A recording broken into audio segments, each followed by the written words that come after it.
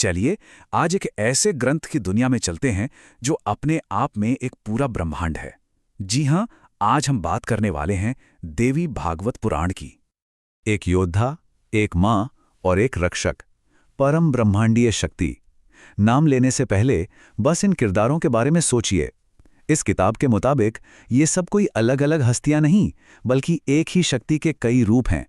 तो सोचिए, क्या हो अगर इस पूरी कायनात, इस पूरे ब्रह्मांड का स्रोत कोई पुरुष देवता ना होकर एक देवी हो। यह एक बहुत बड़ा सवाल है ना? और इसी सवाल का जवाब, इसी विचार की नींव रखता है देवी भागवत पुराण। तो चलिए फिर इस महाकाव्य को थोड़ा और करीब से समझते हैं।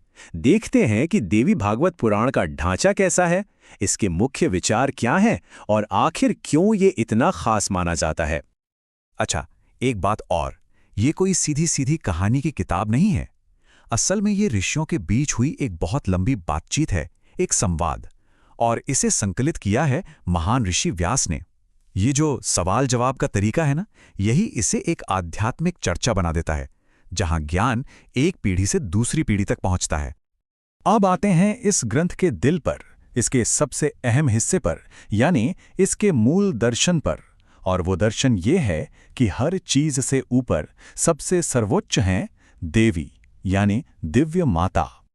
इस किताब के हिसाब से देवी ही परम सत्य हैं। मतलब वो कोई एक और देवी देवता नहीं है, बल्कि वो मूल स्रोत हैं, वो ओरिजिन है जहां से सब कुछ शुरू हुआ। यहां तक कि ब्रह्मा, विष्णु और शिव जैसे देवता भी उन्हीं से प्रकट हुए हैं। ब्रह्मांड की उत्पत्ति की कहानी भी ये पुराण बड़े अलग ढंग से बताता है। सोचिए, जब कुछ भी नहीं था, समय भी नहीं था, तब सिर्फ निराकार सर्वव्यापी देवी थीं।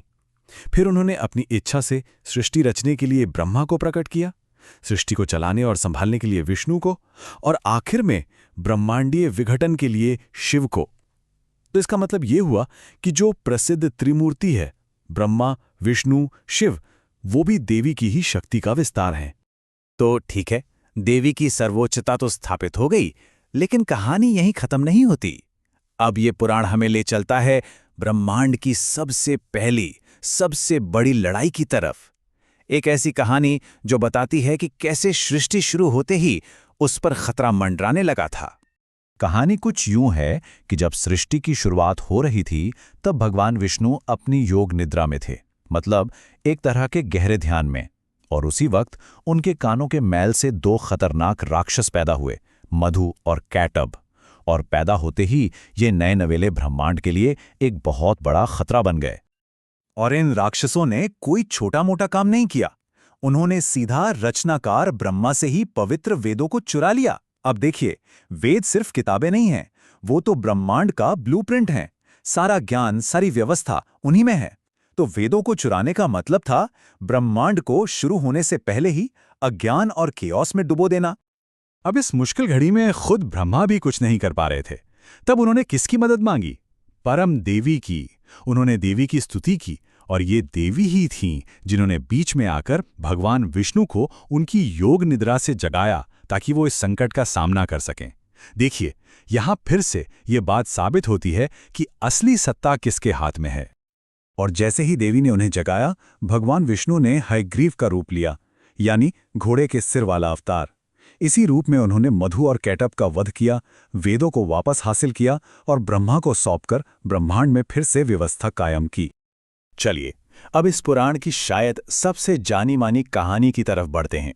एक ऐसे राक्षस राजा की कहानी जो लगभग अजेय था। नाम था महिषासुर। तो माहौल बहुत ही गंभीर था। एक तरफ थे सारे देवता, हाँ वो शक्तिशाली तो थे, पर उनकी ताकत बटी हुई थी।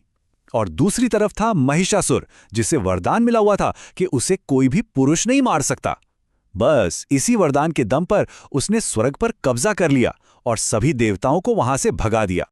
जब देवता हर तरफ से हार गए, तो वो मदद के लिए त्रिमूर्ति के पास पहुंचे।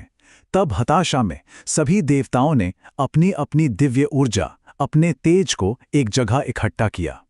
शिव के तेज से देवी का चेहरा बना, विष्णु की शक्ति से उनकी भुजाएं बनी, ब्रह्मा की ऊर्जा से उनके पैर बने। बाकी सब देवताओं ने भी अपने हथियार और गुण उन्हें सौंप दिए। और इस तरह जन्म हुआ एक नई, एकीकृत सर्वशक्तिमान दिव्य शक्ति का। और बस इस नई देवी के प्रकट होते ही मंच तैयार हो चुका था। अब वक्त था अंधकार की ताकतों से आखिरी मुकाबले का। यही देवी जिन्हें हम आज महिषासुरमर्दिनी के नाम से जानते हैं, उन्होंने अकेले ही महिषासुर और उसकी लाखों की सेना के खिलाफ जंग छेड़ दी। सोचिए, एक तरफ अकेली दिव्य शक्ति और दूसरी तरफ लाखों की सेना। ये कहानी कितनी जरूरी है इसका अंदाजा आप इसी बात से लगा सकते हैं कि देवी भागवत पुराण का पूरा 5वां स्कंद यानी 12 में से एक पूरी किताब सिर्फ इसी महायुद्ध और महिषासुर के वध को समर्पित है। लेकिन देवी की कहानियां यहीं खत्म नहीं होती। ये पुराण उनकी और भी कई लड़ाइयों के बारे में बताता है, जैसे शुंभ और निशुंभ नाम के 2 और शक्तिशाली राक्षसों का वध। हर कहानी में वो ब्रह्मांड की रक्षक के तौर पर सामने आती हैं। तो ये तो थीं कुछ खास कहानियां, पर अब जरा एक कदम पीछे हटकर इस ग्रंथ के विशाल दायरे को देखते हैं, क्योंकि ये सिर्फ लड़ाइयों और राक्षसों की कहानियों से कहीं ज्यादा है।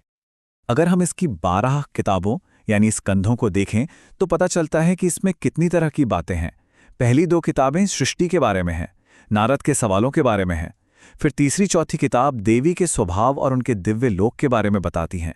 5वीं किताब महिषासुर वध पर है, तो छठी शुंभ निशुंभ पर। लेकिन इसके बाद 7वीं 8वीं किताब में सूर्य और चंद्र वंशों का पूरा इतिहास है। और आखिर की किताबों में प्रकृति के अलग अलग रूप और गायत्री मंत्र के महत्व जैसी बातें भी हैं। तो कुल मिलाकर ये पुराण हर चीज को कवर करने की कोशिश करता है। इसमें पृथ्वी के भूगोल से लेकर नर कैसा होता है, सब कुछ है। इसका मकसद एक तरह से एक पूरा विश्वकोश बनना है, एक ऐसा विश्वकोश जो पूरे ब्रह्मांड को देवी के नजरिए से समझाता है। तो आखिर में बस एक सवाल, इस प्राचीन ग्रंथ ने एक ऐसे यूनिवर्स की कल्पना की जो एक देवी से जन्मा और जिसकी रक्षा भी वही करती हैं। ये हमें सोचने पर मजबूर करता है ना, कि आज की हमारी दुनिया में हमारे यूनिवर्स को कौन सी कहानियां या कौन से विचार परिभाषित करते हैं।